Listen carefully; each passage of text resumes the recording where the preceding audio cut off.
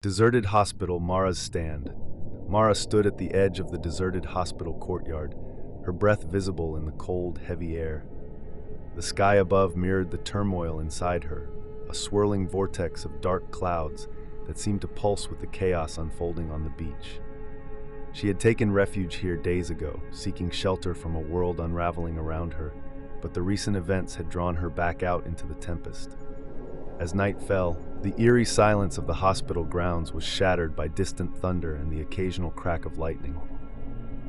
Mara watched anxiously as the light from the beach grew brighter, casting long, distorted shadows from the skeletal remains of overturned benches and broken pathways. She knew something was coming, something unnatural and terrifying. Whispers of the storm had reached her ears long before she knew it firsthand. Tales of the burning skeletal horse and the relentless robot had spread through the scattered survivors, each story more horrifying than the last. Mara, a former electrical engineer, had tried to make sense of the chaos, using her skills to rig makeshift defenses and communicate with others through improvised radio equipment. But tonight, she felt powerless, stranded between the remnants of human ingenuity and the encroaching supernatural dread. Her friend, Eli, had vanished 2 nights prior, caught in the crossfire between Dread's desperate struggle and the ghostly apparition of Ellist. Mara had searched tirelessly, combing the shoreline and the surrounding forests, but found only traces of destruction and the lingering scent of burning. The thought of Eli, lost to the madness, gnawed at her resolve, yet she couldn't abandon hope. A flicker of movement caught her eye. Through the dim light, she saw figures approaching, survivors like herself, drawn together by fate and fear.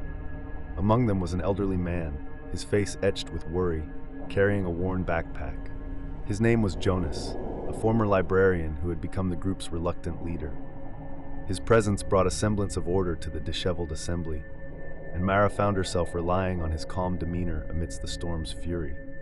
As the group settled near the hospital's ancient fountain, Mara took her place by the improvised communication hub she had constructed. Her fingers deftly adjusted the makeshift antennas, trying to tap into any available signals for news or rescue. The rhythmic pounding of hooves on water reached their ears again, closer this time, sending shivers down her spine. The description matched the monstrous horse, its fiery visage a portent of doom. Jonas approached her, placing a reassuring hand on her shoulder. "Anything, Mara?"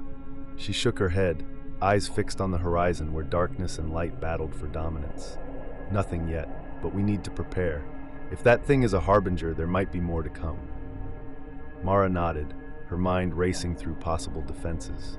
They had limited resources, mostly salvaged metal, old blankets, and whatever they could find in the ruins. She glanced around, spotting a few survivors armed with makeshift weapons, their faces determined despite the fear lurking in their eyes. As the first echoes of the horse's approach resonated through the air, the group tensed, ready to defend their fragile sanctuary.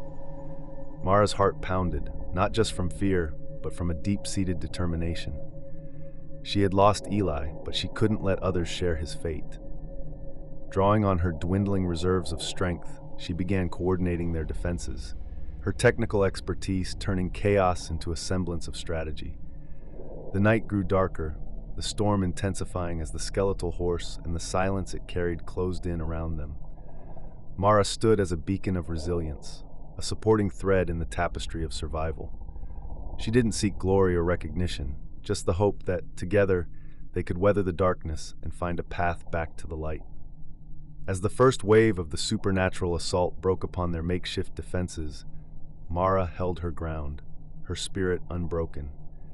In that moment, she realized that even as a background character in someone else's story, her actions could make all the difference between despair and the faint glimmer of hope that still lingered in the night.